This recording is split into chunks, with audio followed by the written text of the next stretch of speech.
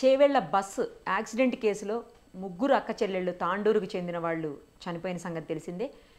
అదే సీట్లో అంటే వాళ్ళు కూర్చున్నటువంటి కరెక్ట్గా బ్యాక్ సైడ్ సీట్లో వినయ్ అని ఒక లెక్చరర్ ఉన్నారు. ఆయనకు కూడా దెబ్బలు తాకాయి. ఒక్కసారి మనం లైవ్ కాల్లో ఆయనతో మాట్లాడదాం. వినయ్ గారు నమస్తే అండి. నమస్తే అండి. వినయ్ గారు, ఏం జరిగిందండి? మీకు ఎక్కడ దెబ్బలు తాకాయి? మీకు ఎలా ఉంది ఇప్పుడు? అసలు ఫస్ట్ మీ గురించి చెప్పి తర్వాత ఏం జరిగిందో చెప్పండి. సో నాకు 2 కాళ్ళకు కూడా ముందున్న సీట్ వచ్చేసి నాకు కాళ్ళకు తగలడం వల్ల నా 2 కాళ్ళకు కూడా గట్టిగా ఏం ఫ్రాక్చర్స్ కాలేవు, కానీ ఇంజురీస్ అయినాయి. ఇంజురీస్ అయితే అయినాయి. సో నేను మొన్న హాస్పిటల్లో అడ్మిట్ అయ్యి నిన్న డిశ్చార్జ్ అయినా. ఓహోహో, ఓకే. ఆ, ఎన్ని రోజులు రెస్ట్ అండి మీకు ఇంకా? డాక్టర్ అన్నారు ఒక 3-4 డేస్ రెస్ట్ తీసుకోండి, ఓకే. ఇంకా పెయిన్స్ అనేవి ఉన్నాయి. లెఫ్ట్ హ్యాండ్ కి కూడా తగిలింది, ఆ చెయ్యి పైకి లేవడానికి రావట్లేదు అసలు. ఓ, అందుకే Hold మీరు చేయడానికి హ్యాండ్ రావట్లేదు. మూమెంట్ రిస్ట్రిక్ట్ అయినట్టుంది. ఓకే. అదే. ఏం జరిగిందండి వినయ్ గారు? ఆ రోజు మీ ముందే ఉన్నారంట కదా, ఈ ముగ్గురు అక్క చెల్లెళ్ళు, ఈ సాయి ప్రియ, తర్వాత తనూజ, నందిని, ముగ్గురు చనిపోయారు తాండూరుకు సంబంధించిన అసలు వాళ్ళు. అసలు అది పాపం అండి, అలా చాలా ఘోరం అసలు. అవును. 2 అక్క చెల్లెళ్ళు నా ముందు సీట్లో కూర్చున్నారు, ఆ, ఇంకొక అమ్మాయి ముందు సీట్లో కూర్చుంది, సెకండ్ అంటే నాకన్నా ముందు సెకండ్ సీట్లో కూర్చుంది. ఓకే. అసలు పాపం వాళ్ళకి మీరు చూసినట్లయితే ఏ దెబ్బలు తగలలేవు, కాకపోతే ఆ కాంక్రీట్ అంతా కూడా మీద పడడం వల్ల వాళ్ళకి ఊపిరి ఆడకుండా చనిపోయినట్టు అనిపిస్తుంది పాపం. చాలా దారుణం అండి. అసలు ఆ సంఘటన అన్ని తలుచుకుంటేనే కొంచెం భయంగా అవుతుంది. వాళ్ళ పరిస్థితి మరి ఎవరికి రావద్దని కోరుకుంటున్నాను. ఎలా జరిగిందండి ఆ రోజు? మీరు ఎక్కడెక్కారు, ఎక్కడికి వెళ్తున్నారు, అసలు ఏ టైంకి అయింది మీకు? ఎలా అంటే ఆ టైంలో ఏమైనా జర్క్ లాగా వచ్చినట్టు అనిపించిందా, లేకపోతే ఎట్లా అనిపించింది? అసలు మీరు మెలకువతోటే ఉన్నారా? నేను మన్నెగూడలో కొంచెం నాకు మెలకు వచ్చింది. ఉమ్, దాటిన తర్వాత కొద్దిసేపటికే కదా, మన్నెగూడ దాటిన తర్వాత ఒక 10 మినిట్స్ అట్లా అవును. ఇంద్రారెడ్డి నగర్ దాటగానే ఫాస్ట్ గా వచ్చి కొట్టాడు. యాక్చువల్ గా ఆ మార్నింగ్ టైంలో ఫాగ్ ఉంటది కదా, ఆ అవునండి. మంచు వల్ల నేను మెలకు వచ్చే వరకు మొత్తం బస్ అంతా కూడా ఆ కాంక్రీట్ లో ఉన్న దుమ్ము అంతా కూడా మా మీద పడింది. ఆ కాంక్రీట్ అంతా కూడా నా మీద పడింది. అయినా కూడా ఏదో మెలకు వచ్చి నేను లేచి నించున్నా. ఉమ్, నా కాళ్ళంతా కూడా కాంక్రీట్లు ఇరుక్కుపోయినాయి. ఓ, ఆ ఆ కాలు పైకి తీయడానికి ట్రై చేస్తే రాలేదు. మళ్ళీ కొద్దిసేపటి తర్వాత కాలు బయటికి వచ్చింది, ఆ పక్కన కిటికీ కనిపించింది, దూకేసిన. ఆ దూకగానే పక్కన కండక్టర్ ఇంకో కొంతమంది పిల్లల్ని కూడా బయటికి లాగిన నేను. నాతో పాటు ఇంకొక ఆయన ఉండే, ఆయన అద్దాలన్నీ పగలగొట్టాడు. తర్వాత అటు సైడ్ చూస్తే మొత్తం మనుషులు ఎవరు కనిపించలేదు, మొత్తం కాంక్రీటే ఉంది లోడ్ అంతా. మీరు ఏ సైడ్ కూర్చున్నారండి? లెఫ్ట్ సైడ్ కూర్చున్నారా, డ్రైవర్ సైడ్, బ్యాక్ సైడా? డ్రైవర్ బ్యాక్ సైడే కూర్చున్నాను, 6th సీట్ లో కూర్చున్నాను. 6th seat. Okay, okay. ఆ, వీళ్ళు ఈ అమ్మాయి వాళ్ళు నంబర్ 5లో 4లో కూర్చున్నారండి? నంబర్ 5 నంబర్ 4 లో కూర్చున్నాను. నంబర్ 5 లో ఇద్దరు కూర్చున్నారు, నంబర్ 4 లో ఒకరు కూర్చున్నారు. ఎప్పుడైతే కంకర పడిపోయిందో అదంతా కూడా దాని కింద మనుషులు ఉండటం అదంతా మీరు గమనించారు అయితే? గమనించాం. సో అక్కడ ఉన్న మేము మళ్ళీ బస్సు దిగిన తర్వాత కూడా కాంక్రీట్ బయటికి లాగడానికి ట్రై చేసినాం మళ్ళీ ఎక్కి. ఆ, అయినా కూడా లారీలో ఉన్న కాంక్రీట్ అంతా కూడా కిందికి జారుతూనే ఉంది.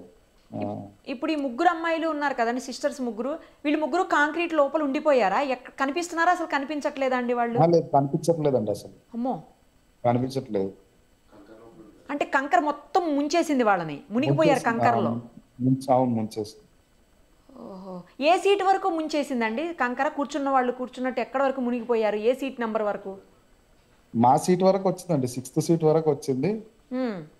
అదృష్టవశాత్తు నేను బయటపడ్డాను. అదే కదా. ఆ సైడ్ అండి, లెఫ్ట్ సైడ్?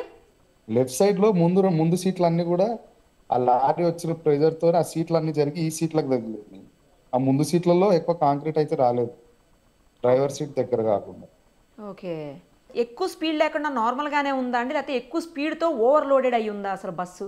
బస్సులో నార్మల్ గా లోడ్ అయితే ఉంది, కానీ స్పీడ్ గా అయితే వెళ్ళట్లేదు ఆయన. ఆహా. మేజర్ గా రోడ్లు కూడా అసలు చాలా దారుణంగా ఉన్నాయి కదండి. అవును. అప్పర్ జంక్షన్ నుంచి మళ్ళీ వికారాబాద్ వరకు కూడా హ్మ్. ఆ ఏదో టిప్పర్ డ్రైవర్ గుంతను తప్పించడానికి అని చెప్తున్నారు, కానీ ఎంత గుంతను తప్పించినా కూడా హ్మ్. మరి అంత ఫాస్ట్ గా అయితే ఉండొద్దు కదా. అవును, అవును. ఆ, ఒకవేళ డివైడర్ ఉన్నట్టు అయితే కానీ బతికే వాళ్ళు ఏమో, లేదంటే వాడు వేరే సైడ్ ఏదన్నా చేసేవాడు. కరెక్టే అది కూడా. ఆ, ఇప్పుడు టిప్పర్ చాలా స్పీడ్ వస్తుందండి, మీరు టిప్పర్ని ఏమైనా ముందు గమనించారా, లేకపోతే అసలు ఇన్సిడెంట్ అయ్యే వరకు మీరు అంటే మెలకువతోటి అంత గమనించలేదండి. లేరా? కాకపోతే టిప్పర్ మీరు అబ్జర్వ్ చేయండి, ఎంత స్పీడ్ గా లేకపోతే అవును. ఆ 6th సీట్ వరకు వస్తాడు అసలు. Correct, correct. చాలా లోపలికి దూసుకొచ్చింది కదా. ఒకవేళ వాడు గుంతను తప్పిద్దామన్నా కూడా స్లో చేసుకోవాలి కదా బండి. ఎస్, అవును. ఆ, కంట్రోల్ కానంత స్పీడ్లో ఉంది మొత్తానికి. ఆ స్పీడ్ లో ఉన్నాడు. ఒక చిన్న పాప, ఒక తల్లి, ఇద్దరు చనిపోయారండి. వాళ్ళని ఏమన్నా చూసారా అవునవును. మీరు ముందు బస్సులో? చూశానండి, నేను చూశాను. వాళ్ళు ఏ సీట్లో ఉన్నారండి? వాళ్ళు సెకండ్ ఆర్ థర్డ్ సీట్ లో కూర్చున్నట్టున్నారు. సేమ్ డ్రైవర్ సైడేనండి? డ్రైవర్ సైడ్ కూర్చున్నారు పాపం. అది ఎక్కువ డ్రైవర్ సైడ్, బ్యాక్ సైడ్ ఉన్న వాళ్ళకే ఎక్కువ. ఉన్న వాళ్ళకి ఎక్కువ డ్యామేజ్ అయింది.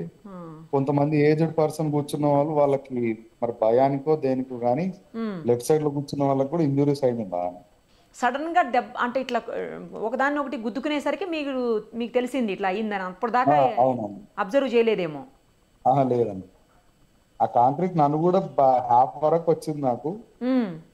కాకపోతే మెలకు వచ్చి నేను కూర్చోకుండా పైకి లేచి నించున్నా. Okay, okay. కూర్చొని ఉంటే నేను కూడా మునిగిపోయేవాడినేమో.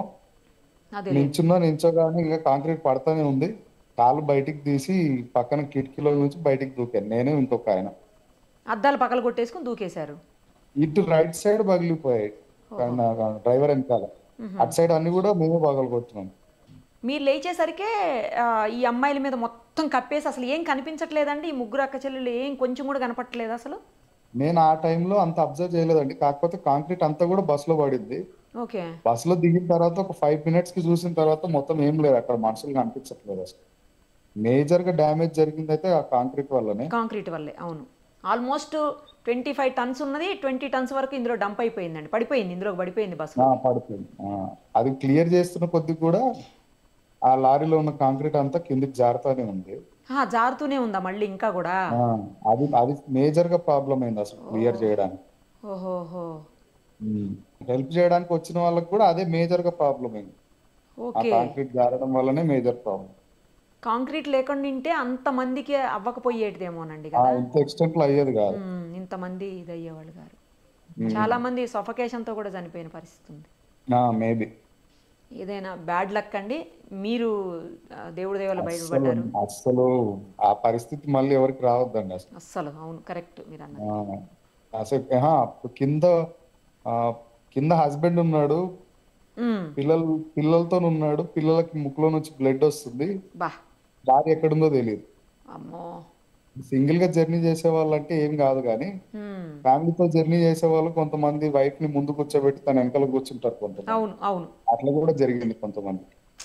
అసలు ఈ తాండూరుకి, మొత్తం తాండూరు మండలికి ఫస్ట్ టైం ఇంత మేజర్ గా. అవును. అసలు నిన్నంత తాండూరు మొత్తం షాక్ లో ఉన్నారు అసలు. చాలా దారుణం, చాలా చాలా దారుణం అసలు. టేక్ కేర్ అండి మీరు కూడా. విష్ యూ ఓకే అండి, స్పీడీ రికవరీ అండి. థ్యాంక్ యూ సో మచ్ అండి. థ్యాంక్ యూ అండి.